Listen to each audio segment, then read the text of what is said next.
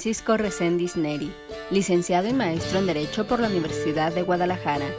Cuenta con los diplomados sobre el nuevo sistema de justicia penal acusatorio en México desde la perspectiva constitucional en la Suprema Corte de Justicia de la Nación, del nuevo juicio de amparo en el Instituto de la Judicatura Federal, Escuela Judicial, además de los cursos de capacitación teórico-práctico sobre el juicio oral penal 2010. Curso básico de formación y preparación de secretarios del Poder Judicial de la Federación en el Instituto de la Judicatura Federal, Extensión Puente Grande, entre otros. Ha sido docente de la materia Amparo Penal en la Maestría en Juicio de Amparo en la Universidad Católica, Amparo en Materia Penal en la Maestría en Juicio de Amparo en la Universidad del Valle de Atejemac. Asimismo, se ha desempeñado como actuario penal del Juzgado Décimo de lo Criminal del Primer Partido Judicial del Estado de Jalisco, auxiliar judicial de la Primera Sala del Supremo Tribunal de Justicia del Estado de Jalisco, juez séptimo de Distrito de Amparo en materia penal en el Estado de Jalisco y actualmente ocupa el cargo de juez de distrito.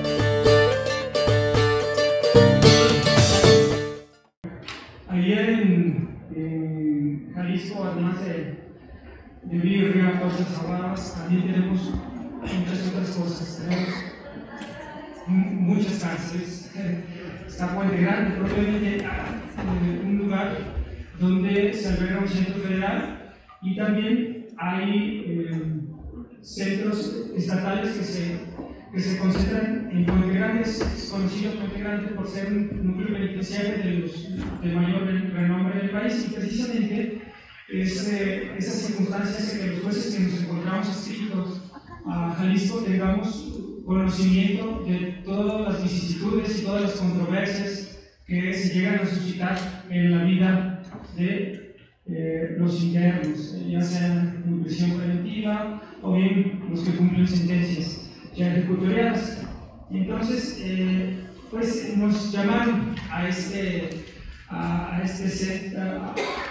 instituto, a esta localidad, para nosotros brindarles las experiencias que hemos tenido. Al final de cuentas, creo que cada circuito, cada localidad va teniendo sus particularidades, pero yo voy a pretender centrarme en los fenómenos, en las circunstancias recurrentes que se presentan en Puente Grande, ¿sí? Que puede ser un buen ejemplo a nivel nacional.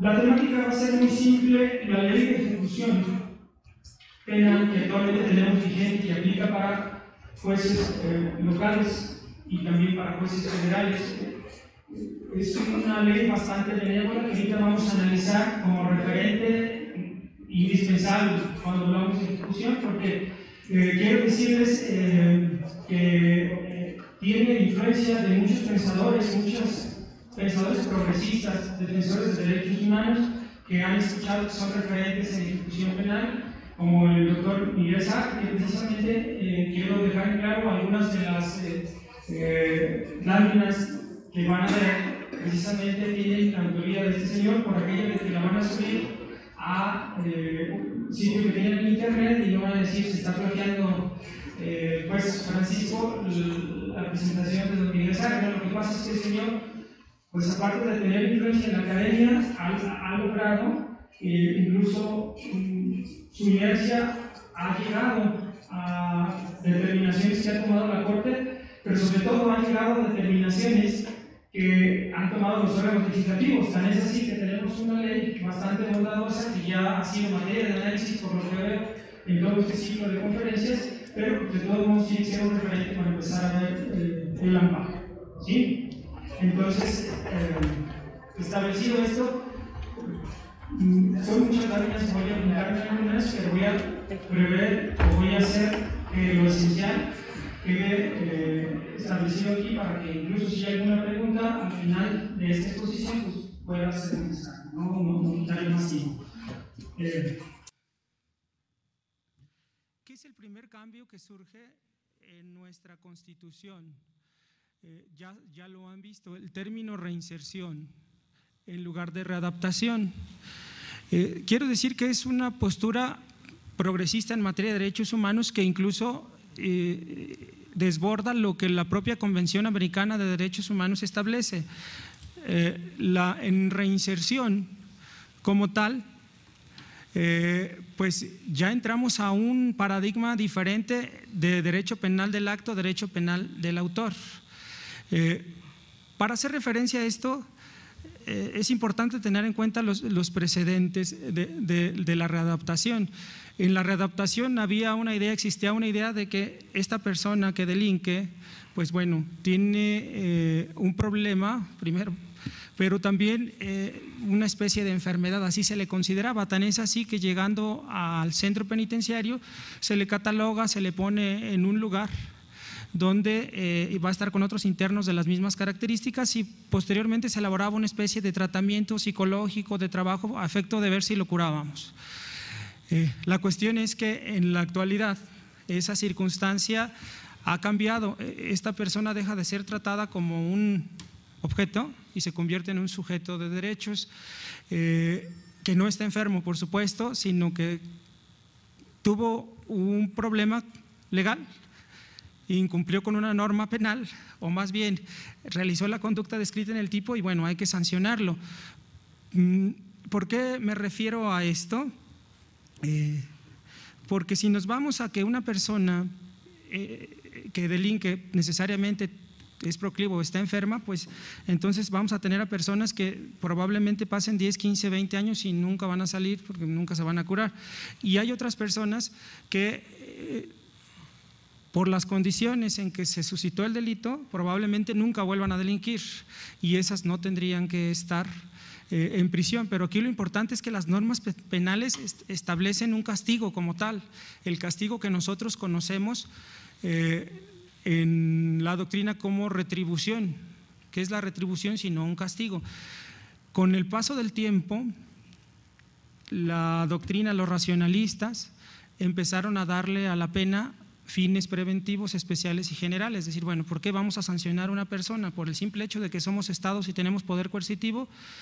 ¿O qué le vamos a hacer a esta pena? Siendo el derecho penal el brazo más lesivo que tiene el Estado para sancionar una conducta, ¿qué le vamos a hacer a las personas que estén privadas de la libertad? Bueno, pues les vamos a generar o vamos a tener un fin preventivo especial para ellas, un tratamiento para tratar de curarlas precisamente de esa afección que les da. Y el fin preventivo general que se le dio respecto de todos nosotros, que veamos que los procesos penales culminan con sentencias, para que todos los que estamos aquí en la sociedad nos inhibamos de ese tipo de conductas y pues veamos que el sistema penal está funcionando, y si incumples con una norma, si violas la ley, te van a sancionar. Pero entonces nos centramos en esos fines preventivos especiales que dan origen a la connotación o al término de readaptación social, que ya actualmente el doctor Miguel Sarre lo ha estudiado muy bien y nos dice: es una persona que incumplió con una norma que sí hay que sancionar, pero que no hay que ni rehabilitar ni curar. Entonces, por esa circunstancia vamos a establecer en una norma el catálogo de derechos que tiene para su vida en reclusión. ¿Qué sucede, señores, cuando una persona es privada de su libertad? ¿Qué derechos se le restringen?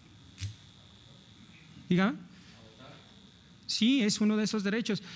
Todos sus derechos se restringen en mayor o menor medida, todos. Esto es exactamente lo mismo que estamos viendo, ¿eh? Todos sus derechos en mayor o menor medida se restringen. Por ejemplo, libre tránsito, él va a estar confinado a una celda, probablemente a un área donde tenga que convivir con otros privados de la libertad y hacer ejercicio, un comedor, pero ya no puede ir a comer a donde quiera, ¿verdad? Y ya no puede en determinado momento hacer ejercicio cuando quiera, porque existen ciertas reglas. Pero eso no hace que estos derechos, el derecho a la salud o el derecho al desarrollo físico, esté totalmente negado para él. Él no puede estudiar en la universidad que quiera, pero puede estudiar. ¿Sí? Entonces, su derecho a la educación sí se ve restringido, y en la medida de las posibilidades del centro, pues vamos a tener que determinar hasta qué grado es razonable su pretensión, porque definitivamente está en un régimen penitenciario que le va a restringir la mayor parte de sus derechos, pero estos derechos precisamente son materia de tutela de la ley que vamos a analizar ahorita, actualmente. El artículo 18 constitucional que antecede a esta Ley Nacional de Ejecución prácticamente nos da las bases de todo el sistema penitenciario. Podemos ver, dice, se desarrollará sobre la base del respeto a los derechos humanos, el trabajo, la capacitación para el mismo, la educación, la salud y el deporte como medios para lograr la reinserción del sentenciado. ¿Cómo determina un juez qué es lo razonable en el ejercicio de estos derechos? Es difícil, no tenemos parámetros ahorita actualmente. En las prisiones se puede estudiar. ¿Tiene noticia? ¿Alguien ha tenido contacto con el derecho penitenciario? ¿Hasta qué grado?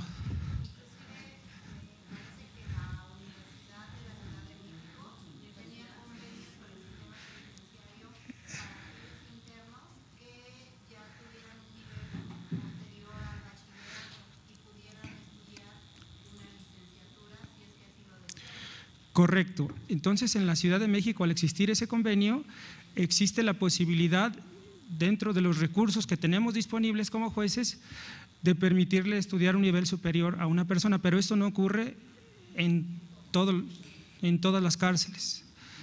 Les puedo decir que son escasas las cárceles que llegan a este tipo de situaciones, que no son privilegios, son derechos. Entonces, la persona que se encuentre en una cárcel de Ciudad de México, pues va a tener o va a poder desarrollar su personalidad y va a poder acudir, en este caso, a una escuela superior. ¿Qué es lo razonable en relación al deporte? Tenemos gente que quiere estar haciendo ejercicio todo el día, pero la cuestión de privilegios que pueden llegar a tener estas personas también genera un descontento en la demás población. Tú no puedes tener a una persona todo el día en el gimnasio, porque todas tienen derecho a utilizar las instalaciones, y entonces ahí va a depender de los recursos disponibles y también precisamente de cuánta persona, cuánto personal tenga o cuántas personas privadas de la libertad estén en ese centro, para poder dosificar ese tipo de situaciones sin perder el control del centro. Es importante que sepamos que las personas que dirigen los centros también están rebasadas. Ahorita, en la actualidad, hay sobrepoblación en la mayor parte de los reclusorios del país. Bueno, no es una justificación, pero son situaciones que hacen todavía menos accesibles los beneficios, como hacer ejercicio o como en determinados momentos acceder a escuela o a trabajo, a algunos sectores pues de los núcleos penitenciarios. ¿Por qué me centro en este artículo? Porque propiamente, hablando de del fundamento constitucional, el 18 constitucional nos establece varios regímenes. Solamente aquella persona que esté sujeta a proceso por un delito que merezca prisión preventiva, pues puede estar en una prisión. Sabemos que tienen que estar separados las personas sentenciadas de las personas que están en proceso actualmente, que los hombres y las mujeres están en lugares diferentes, que hay centros especiales para el régimen de delincuencia organizada y reos con situaciones especiales. Todos estos principios los recoge la ley nacional y crea una ley verdaderamente bondadosa que vamos a pasar a analizar específicamente para que vean que el legislador en este tipo de casos estableció una ley exprofeso para que todos los problemas que existen en los centros de reclusión fueran, por lo menos en primera fase, abordados o por la autoridad penitenciaria o por jueces de ejecución en el ámbito local y federal.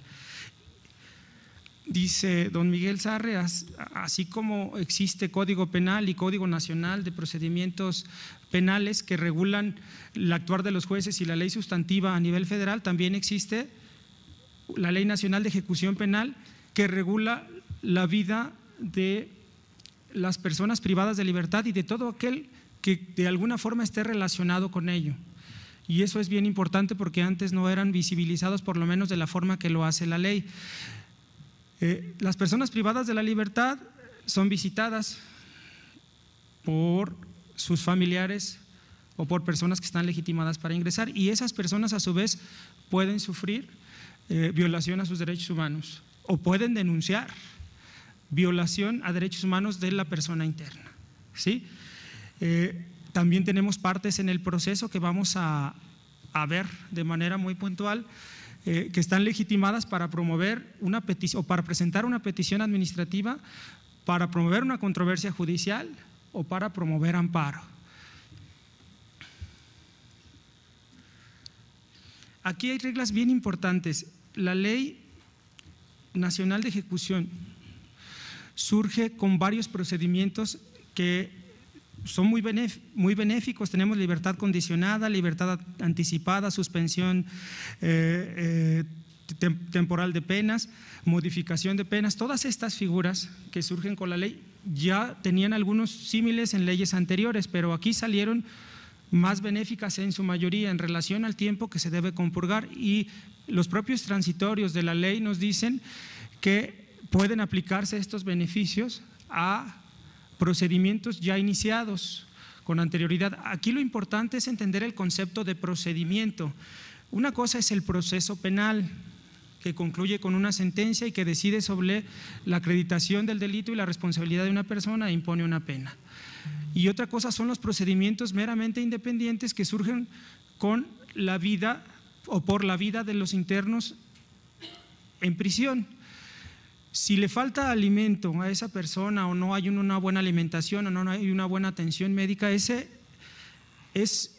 incidente surge hoy y tiene que verse conforme a las normas vigentes al día de hoy, no porque derive de un procedimiento tradicional, tiene que verse conforme a las reglas del sistema tradicional, ¿sí? Conforme a la cuestión sustantiva estoy hablando propiamente. Aquí lo importante es que aún iniciado esos procesos preliberacionales conforme a la ley anterior, estoy hablando antes de 2016, y todavía no estaban concluidos, era posible o es posible concluirlos con estas reglas y les son más benéficas. Entonces, como vemos, se previó esa disposición en la norma para que siempre se aplique la ley más benéfica a las personas privadas de la libertad, con independencia de que esos procesos independientes hubiesen surgido anterior a la reforma. Aquí vamos a ver entonces que existe un procedimiento perfectamente delimitado, administrativo y jurisdiccional. Ese procedimiento administrativo, aquí van a ver las características muy claro,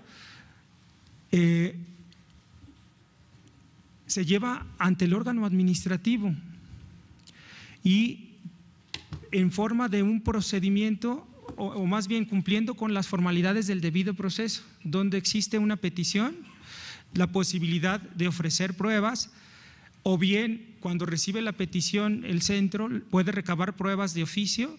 Si la persona no está en condiciones de hacer la petición, se le deben ministrar las facilidades. Esta petición es por escrito, obviamente, se le debe de apoyar por parte de personal del centro, y el centro a su vez tiene que allegarse de los medios que estime necesarios, además de considerar aquellos que el propio que el propio centro estime necesarios para resolver la controversia, y entonces fallar en el término que establece la norma, que es muy breve. ¿Sí? ¿Quiénes están legitimados? Ahí le vamos a ver: la persona privada de la libertad, a nombre propio de manera colectiva, los familiares hasta cuarto grado de parentesco También tenemos otras figuras como el cónyuge, el concubinario, la pareja de hecho, los visitantes, ya vimos por qué esa situación, defensores públicos o privados precisamente asesoran a las personas privadas de la libertad, el Ministerio Público como garante de la legalidad.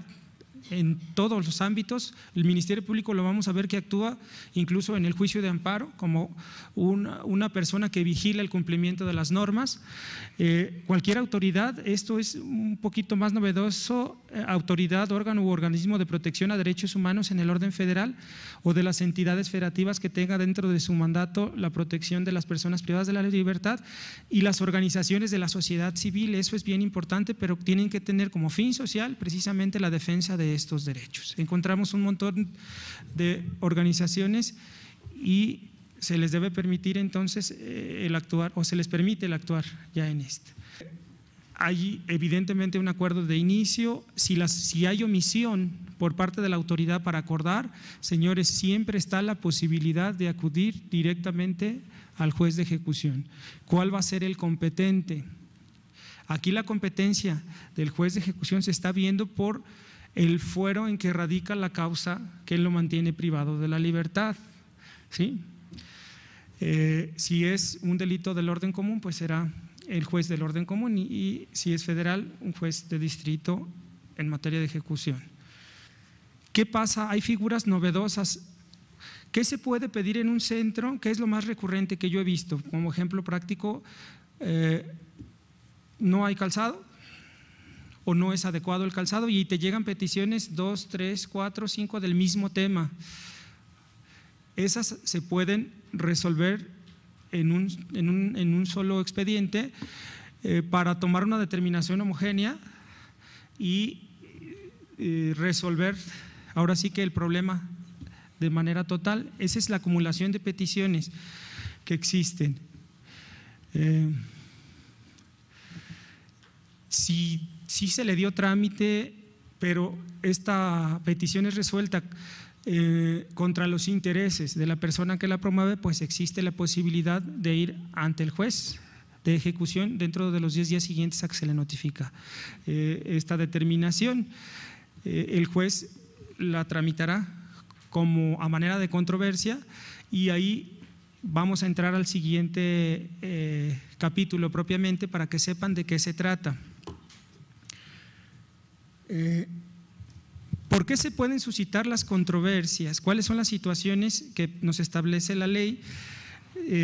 Pueden versar sobre las condiciones de internamiento y cuestiones relacionadas con las mismas, el plan de actividades de la persona privada de la libertad y cuestiones relacionadas con el mismo que impliquen violación a sus derechos fundamentales. Aquí es bien importante, esto es, digo, una aportación muy buena en la ley y creo que el doctor Sarre tiene mucho que ver en esta situación. Si la persona no está enferma, si la persona no va a corregirse a la cárcel, está cumpliendo una pena y se le debe de restringir los derechos que específicamente tienen que ver con la privación, ella puede participar en precisamente la elaboración de su plan de actividades. Tiene un proyecto, a lo mejor muy acotado, pero lo tiene y hay que dejarle participar. A lo mejor no quiere trabajar en determinado sector, sino en otro de artesanías, entonces se le debe de permitir en la medida de lo posible el desarrollo de su personalidad y también de sus anhelos que tiene por lo menos en ese momento. También se suscitan controversias por los derechos propios de quienes soliciten ingresar o hayan ingresado al centro como visitantes, defensores públicos, privados, defensores de los tribunales de amparo. Los tribunales de amparo tienen, en la actualidad vamos a ver dentro de las consideraciones generales que se han tomado para el amparo, si se promueve amparo por una persona privada de la libertad, se le nombra un defensor en amparo, ¿verdad? Aparte de los que ya tienen el proceso de forma legal, en amparo hay otro. La duración, modificación y extinción de la pena, la duración, modificación o extinción de las medidas de seguridad. Estos son los tópicos que normalmente se ven. Prácticamente la ley es muy casuística y establece, o creo que no deja por lo menos algo que sea importante o que se presente de manera recurrente fuera. Trata de abordar todo lo relativo a las incidencias que pueden presentarse en la vida en reclusión. Tenemos aquí reglas especiales que van a relacionarlas ustedes de manera directa con el principio de definitividad en amparo, que ya todos conocen. Y dice en lo subrayado, las condiciones de internamiento, el plan de actividades y cuestiones relacionadas con ambas, en cuyo caso será requisito haber agotado la petición administrativa. Y estamos hablando de lo que se resuelve en controversia. Los derechos de las personas privadas de la libertad en materia de traslados, que también es un tema que está ahorita en boga por los efectos que ha determinado actualmente o que determinó en su momento la Corte para conocer de este tipo de actos, si lo vemos en el amparo como acto reclamado. También está la impugnación de sanciones administrativas y tenemos una ventaja muy grande. Aquí dice los derechos de las personas que soliciten ingresar o hayan ingresado al centro. ¿Cuál es la bondad que nos presenta esta ley? Aparte de resolver todas estas cuestiones, que si la situación que se presente ante el juez de ejecución es urgente, señores, tiene la facultad de suspender a petición de parte o de oficio para precisamente hacer que prevalezca la materia de la controversia. Si nosotros, o si no se suspendiera la ejecución de una sanción administrativa, muy probablemente cuando se resuelva el fondo del asunto, pues esta ya queda como acto consumado y propiamente no, el medio de defensa pues no resultaría idóneo.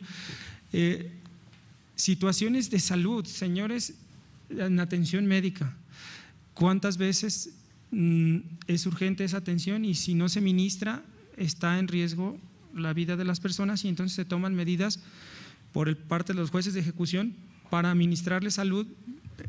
Si no es dentro del centro, puede ser fuera del centro, en hospitales especializados. El hecho es que se le tiene que garantizar su salud. Bien. ¿Qué es lo que pretendo en este caso ilustrar con esta síntesis de la norma? Nuestro sistema jurídico actual, como lo conocemos, parte de una constitución que es la base de todo nuestro sistema jurídico y de todo el funcionamiento de los órganos del Estado, y contempla también esa constitución los derechos que debe de respetarse o que deben de respetarse por las autoridades. ¿Qué es la Constitución, señores? Sino una limitación al poder de la autoridad. Establece las facultades que tiene, pero también los derechos que debe de respetar, seguido de leyes secundarias como la que estamos analizando ahorita. Vamos a encontrar leyes federales, leyes locales, que no es de que sea de mayor jerarquía la ley federal o la local, simplemente se trata de competencias que se deben de ventilar. Tenemos decretos, tenemos reglamentos y luego vamos a llegar a las sentencias que individualizan una norma, ¿verdad?, como fuentes del derecho, que es en este caso el sistema jurídico a través de los órganos que administran o de la administración pública, debe de respetar derechos humanos. Tenemos nosotros un ente administrativo en un director de un centro carcelario, ¿sí? Y debe de respetar, le están diciendo, respeta y resuelve derechos humanos. Después tenemos un juez con un procedimiento exprofeso para tutelar por los derechos de las personas privadas de la libertad o de todo aquel que esté relacionado con esa privación. Ese juez también es, en medida de esta jerarquía, una solución a los problemas. En un mundo ideal, ahí debe parar la violación o incluso desde el actuar administrativo. Se recurre al amparo muchas veces o en muchas ocasiones porque no hay en determinado momento respuesta satisfactoria a las demandas de estas personas. No quiere decir que estén bien o mal, pero eso se va a analizar pues en cada caso concreto y en cada amparo, pero aquí la pretensión es que los problemas se resuelvan precisamente desde primera instancia, desde sede administrativa, haya satisfacción de las necesidades, y si no, entonces tenemos una persona con funciones jurisdiccionales, y esa persona con funciones jurisdiccionales ya es decir mucho, señores, porque les voy a poner un ejemplo. Esa persona con funciones jurisdiccionales, por disposición expresa en sentencias, o más bien por precedentes y por jurisprudencia de la Corte Interamericana que adoptó el Estado mexicano y que se reproduce en criterios que la Suprema Corte ha sacado, ese juez puede desaplicar normas, puede dejar sin efecto normas, siempre y cuando estas normas contravengan derechos humanos, y lo puede hacer ex oficio. Es un poder tremendo, una responsabilidad grande, y la única justificación válida que se tiene es la defensa de la Constitución y derechos humanos, solamente así. Si no hubiera, a lo mejor la Constitución tiene partes orgánicas en las que se violen derechos, se vulnere la Constitución con leyes que se expidan, pero si no se violan derechos humanos directamente de personas, pues hay otras vías, acción de inconstitucionalidad, controversias constitucionales, pero el amparo o cualquier procedimiento que se lleve ante un juez es precisamente la posibilidad de desaplicar una norma, y estamos hablando de una gran responsabilidad, porque las personas que generaron esa ley tienen legitimidad democrática, son nuestros representantes. Entonces la única solución que existe cuando nuestros propios representantes están emitiendo actos que violan derechos humanos, pues la tenemos en los jueces, pero no exclusivamente en el juez de amparo, en cualquier juez, hablando del que tengo aquí a un lado y que ve ejecución penal dentro de los reclusorios que están aquí en Ciudad de México. ¿Y por qué digo que debería parar ahí? Porque su misión es en determinado momento la tutela de los derechos de todas estas personas que se ven vinculadas con la ejecución. En este contexto, señores, es importante, ya vamos a ir un poquito más rápido, decirles, el procedimiento jurisdiccional lo expliqué de manera muy rápida, que el juicio de amparo va no a ser, en este caso, el medio idóneo para atacar de forma directa una violación que se dé en las prisiones. Esta violación tiene que ser trascendental, porque existen procedimientos exprofesos en la norma para la tutela de esos derechos. Entonces, ¿qué les va a pedir un juez de amparo? Que agoten la definitividad, que agoten el procedimiento administrativo y asimismo el jurisdiccional que tienen ahí, y posteriormente acudan al juicio de amparo, porque el juez de ejecución tiene la facultad de suspender sin mayor trámite, es más laxo incluso que la ley de amparo para conceder la suspensión de estos actos.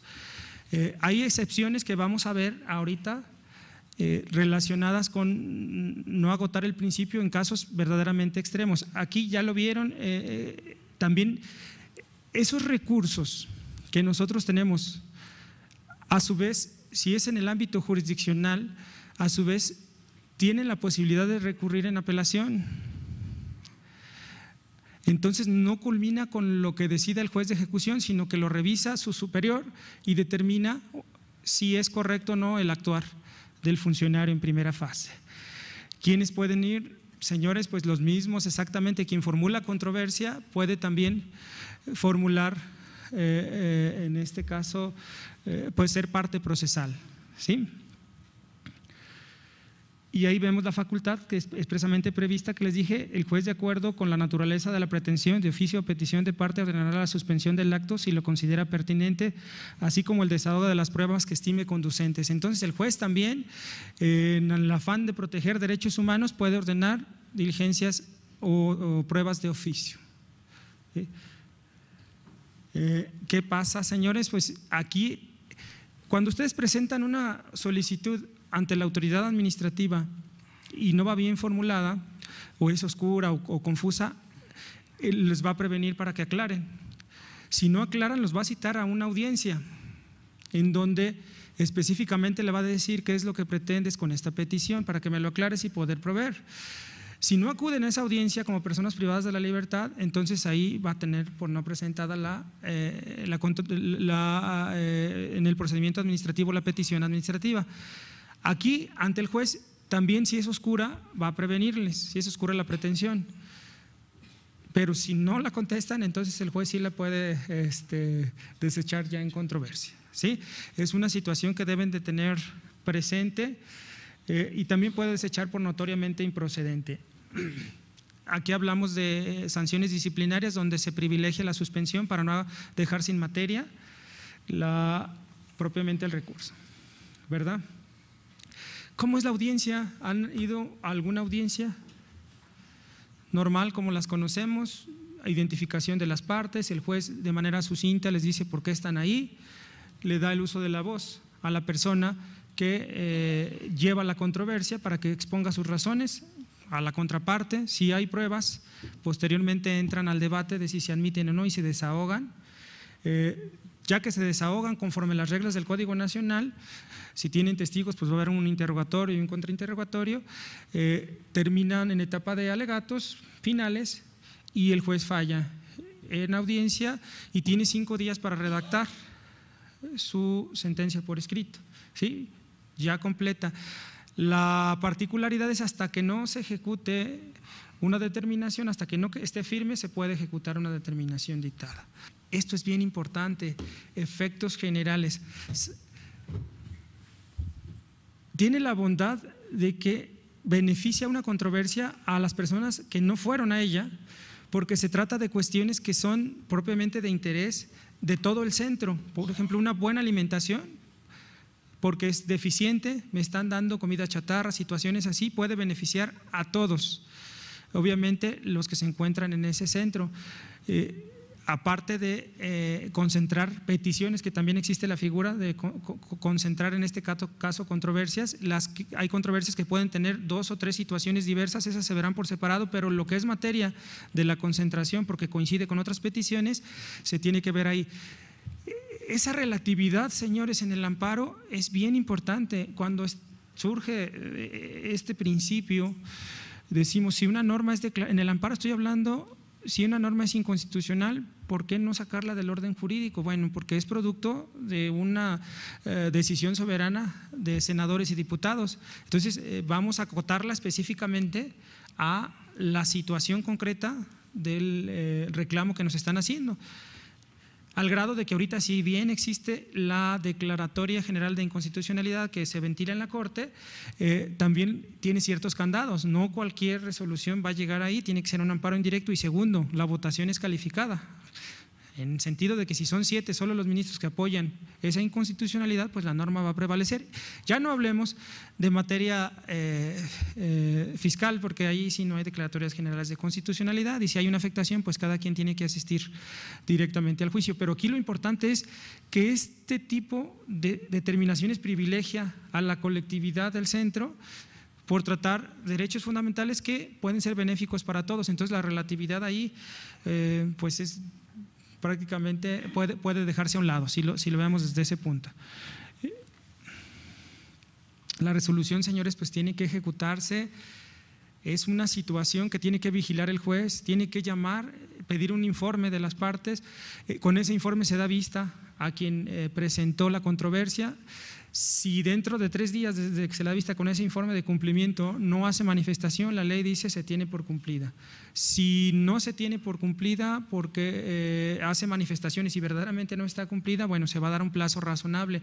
¿Qué van a alegar? Que faltan recursos, que falta tiempo, que falta personal. El juez tiene ahí un amplio margen para dar un término que considere prudente dependiendo las condiciones, ¿sí? ¿Cuáles son los casos que vemos en amparo? Y ya nos vamos a centrar de manera recurrente, señores. Atención médica. Esa atención médica, como lo vamos a ver ahorita en las tesis y jurisprudencias que estoy citando, no solo está prevista en el cuarto constitucional, señores, está en la Convención Interamericana, del Pacto Internacional de Derechos Civiles, en la Declaración Universal de Derechos Humanos. No importa el motivo por el que esa persona esté privada de la libertad, tiene derecho a la salud.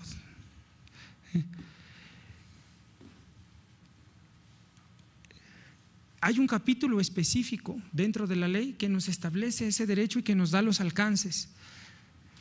Ahí vamos a encontrar cuestiones de salud, alimentación nutritiva, permanencia en estancias designadas conforme a la ubicación establecida en el artículo 5 de la Ley Nacional. ¿Qué nos dice el artículo 5? Ya se los repetí: sentenciados en lugar diferente que procesados, mujeres y hombres separados.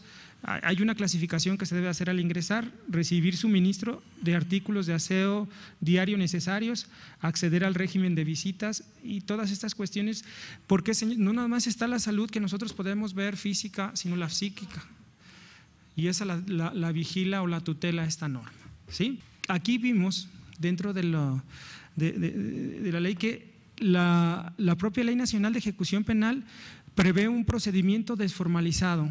Si le quitamos formalidades a un procedimiento, ¿cómo lo hacemos, señores? Lo hacemos accesible, que puedes llegar por cualquier medio escrito a pedir se me atienda médicamente.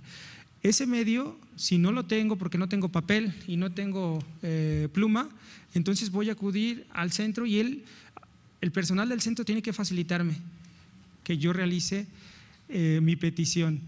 Y después, si no me responde el personal del centro, puedo acudir directamente con el juez de ejecución a través de mis representantes que tengo autorizados. Ya esto es exactamente lo mismo, es el 114 que habíamos desglosado adelante y lo vamos a ver de forma muy rápida ahorita.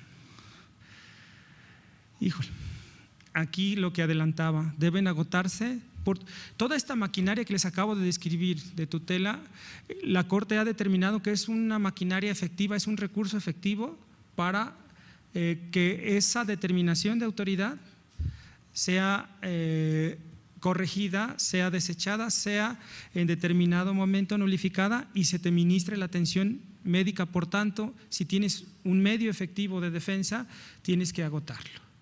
¿Cuáles son las situaciones que te pueden presentar? Si no lo haces, pues que desde el primer auto, como es una causa notoria, indudable de improcedencia, indudable y manifiesta de improcedencia, pues te van a desechar tu demanda, ¿sí? Y aquí vemos precisamente, que les voy a dejar esto, las cuestiones que ha establecido la Suprema Corte de Justicia. Dice: el principio pro persona no es fundamento para omitir el estudio de los aspectos técnicos legales del juicio de amparo. Bueno, aquí es sencillo: ¿hay derecho o no hay derecho? ¿Hay una norma subjetiva que tutela tu derecho? Si no la tienes, entonces por más que yo aplique el principio pro persona, no voy a poder acceder a tu pretensión. Debes tener, aparte de la razón, el derecho que te asiste, ¿sí?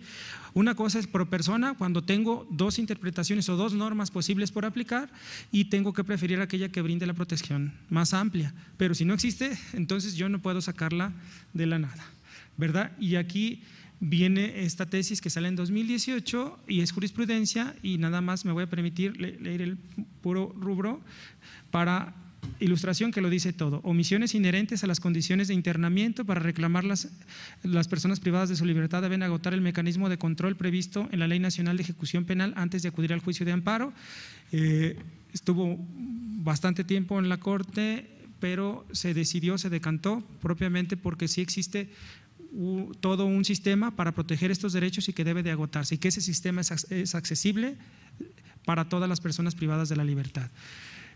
Ya vemos también aquí dentro de estas tesis que son del Pleno de la Suprema Corte, precisamente la naturaleza normativa, y adelantábamos derecho que no solamente está en nuestro derecho interno, sino en tratados que nosotros nos hemos obligado: protocolo de la Convención Americana sobre Derechos Humanos, protocolo de San Salvador, el 3 y 10. En las observaciones generales, en la observación general número 14 del Comité de Derechos Económicos, Sociales y Culturales de la Organización de las Naciones Unidas, también está establecido, incluso está en jurisprudencia, el artículo 2 de la Declaración Universal, artículo 2, así como el apartado 1 del artículo 25 de la Declaración Universal de Derechos Humanos. Luego abajo vamos a tener el 2.2 y 12 del Pacto Internacional de Derechos Civiles y Económicos, y podemos seguirle. Si no lo hacemos, si no cumplimos con esto, muy probablemente estemos haciendo resoluciones o determinaciones que puedan parecer legales, pero nos van a condenar en el ámbito internacional. Sabemos que el único mecanismo ahorita para condenar, que es en determinado momento mediante un tribunal, es el que se establece en la Convención Interamericana de Derechos Humanos, pero todos estos derechos que están en convenciones y que revisan comités, también podemos sufrir condenas, aunque no impacten en el mismo grado, y debemos cumplir con ellas. Todo esto se refleja en estas jurisprudencias que vamos a ver y que nos hablan precisamente de que no importa cuál sea el motivo de la privación de la libertad, tiene que respetarse su derecho a la salud. Y aquí hacen precisamente la remembranza de todos esos instrumentos internacionales y dice la Corte que nos obliga. Entonces, si alguien consideraba que no nos obliga porque es la Declaración Universal de Derechos Humanos, pues la Corte ya sacó una jurisprudencia que nos dice si nos obliga es derecho positivo. Bien, aparte tiene que ver mucho con la dignidad humana. La dignidad humana tiene dos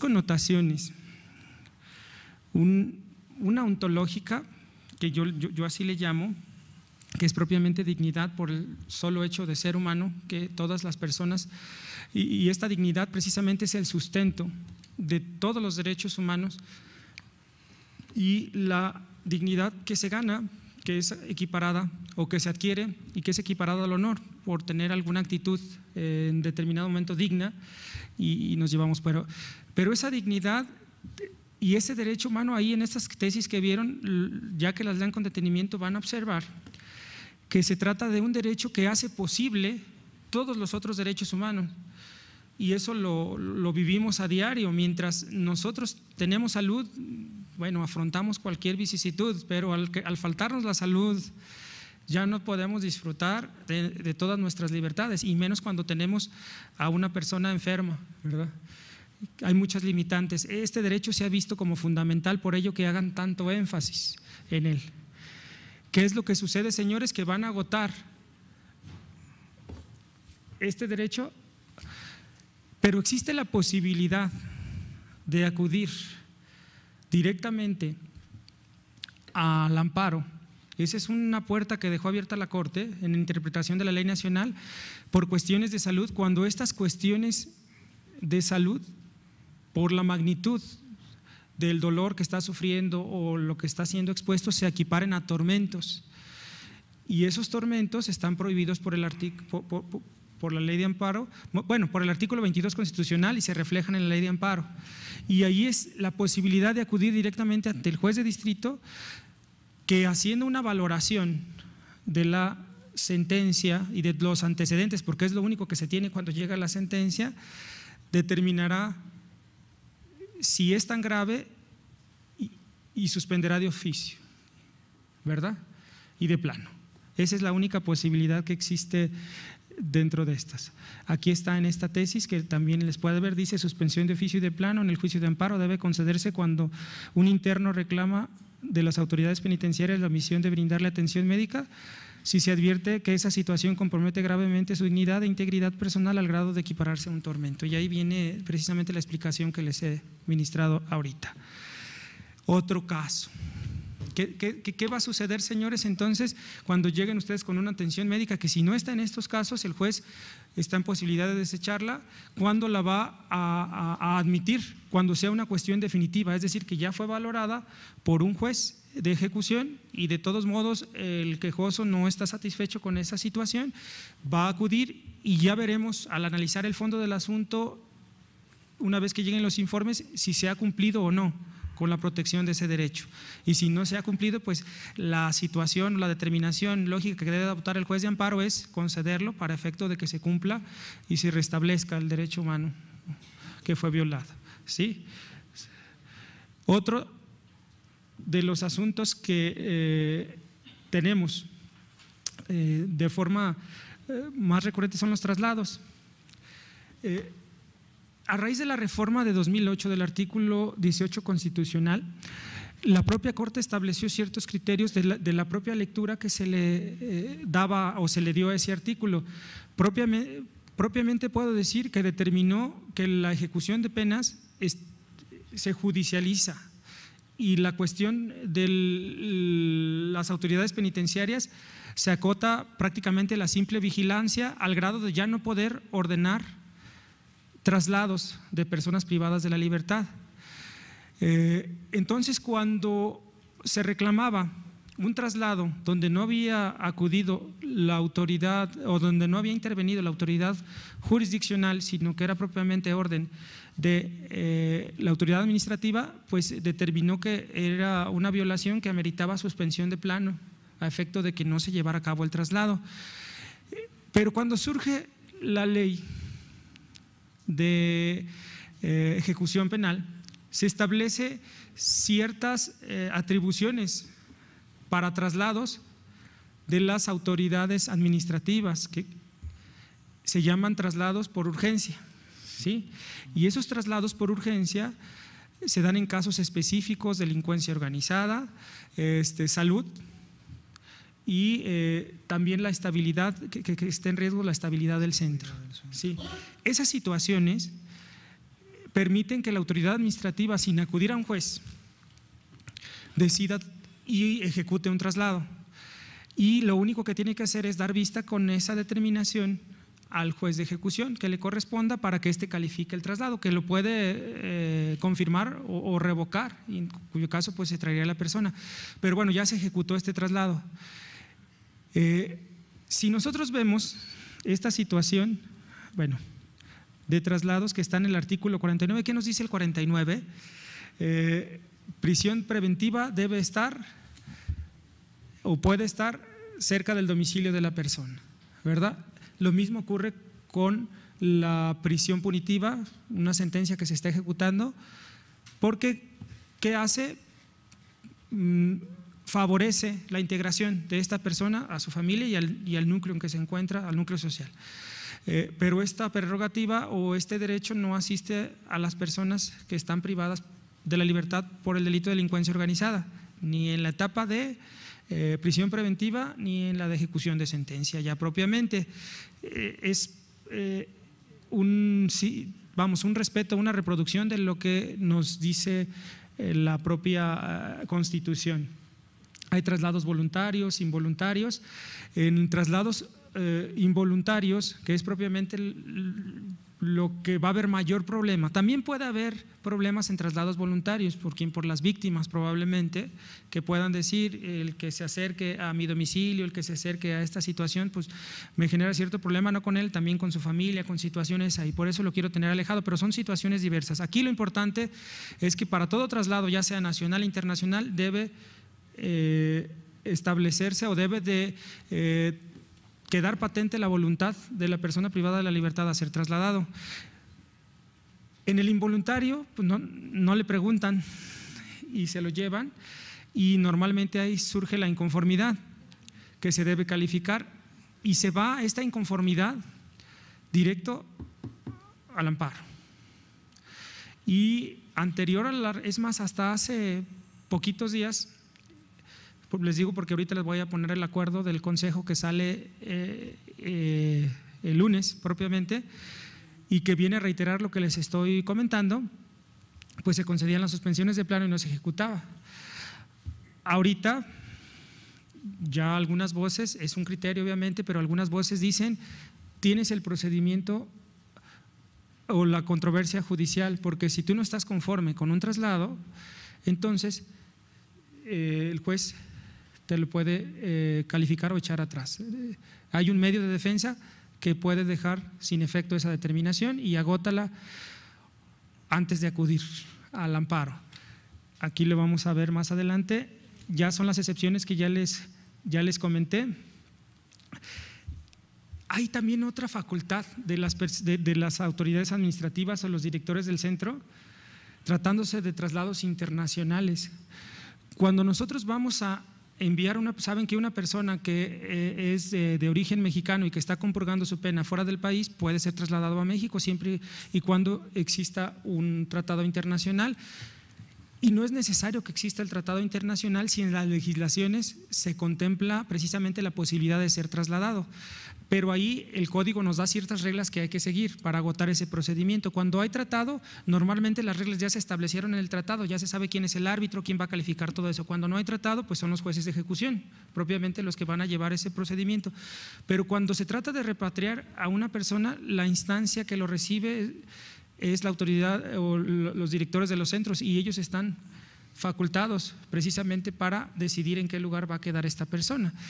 Cuando se trata de enviar una persona de territorio nacional al extranjero, entonces ahí sí se le da intervención directamente al juez de ejecución, y eso está perfectamente arreglado cuando se ven los traslados internacionales en la Ley Nacional de Ejecución.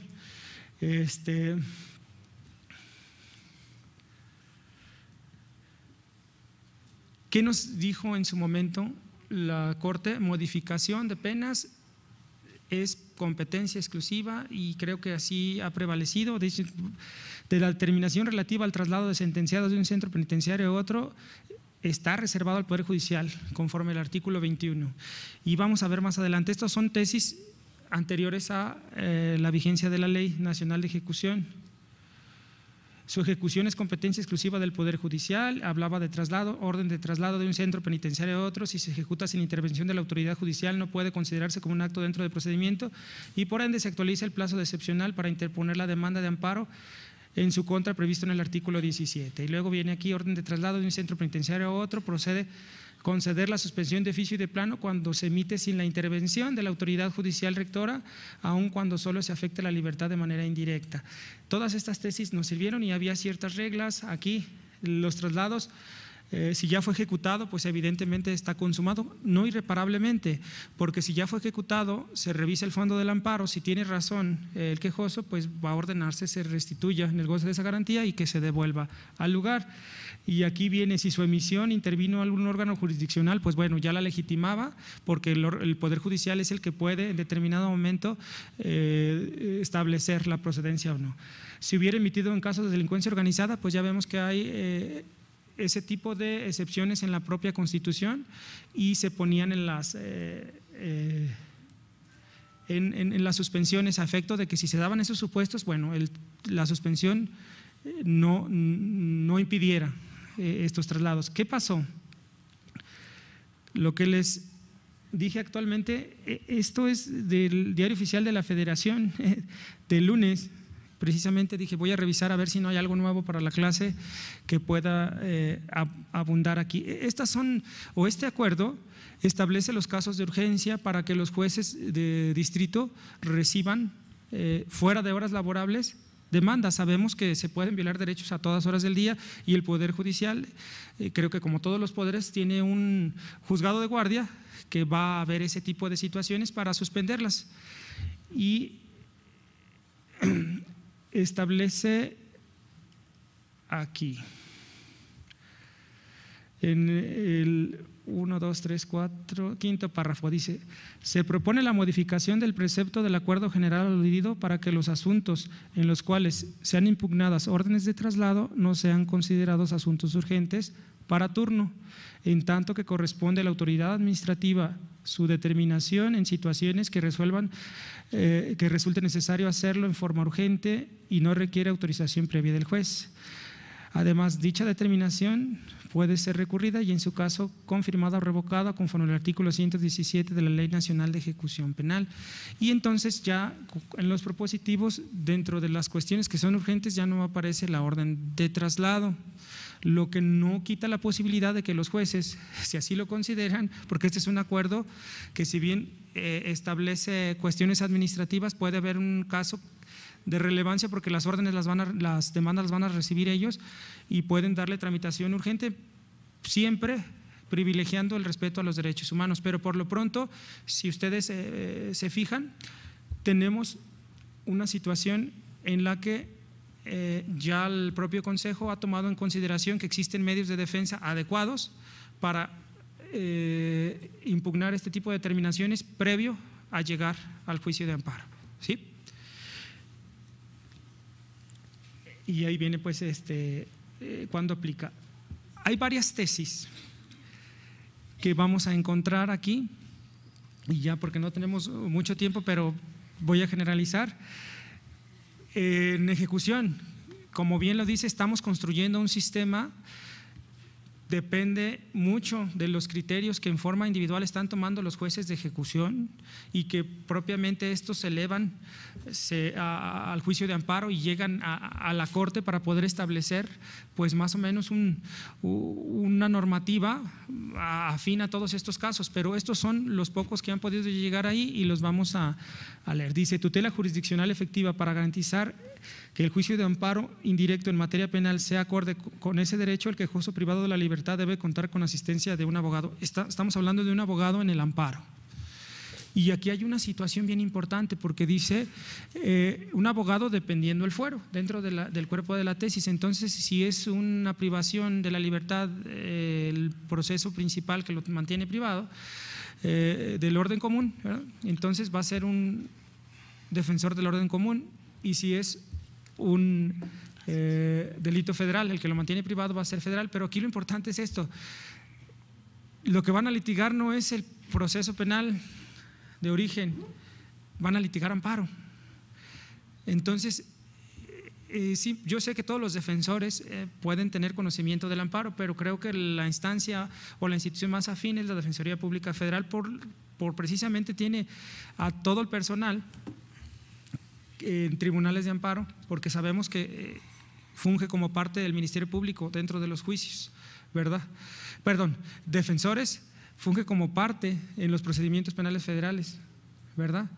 Y esa circunstancia pues les da más cercanía. Entonces, para mi punto de vista, debería privilegiarse que sea una instancia federal, pero bueno, es cierto que cualquier profesional del derecho pues tiene la posibilidad de acceder al conocimiento del amparo, pero si no se tiene ese profesional, por lo menos, porque no lo puede nombrar esta persona, pues que sea el Instituto de la Defensoría Pública, ¿verdad?, quien lleve esto. En el mismo sentido, para tutelar de manera efectiva y adecuada el derecho a una tutela efectiva, se requiere de defensor. Nos dice este es de un tribunal colegiado. Aquí hay algo bien importante que ya era como una de las cuestiones que habíamos planteado. Dice: es improcedente conceder la suspensión en tratándose de traslados si ya se ejecutó, porque no se le puede dar efectos restitutivos a una suspensión por regla general.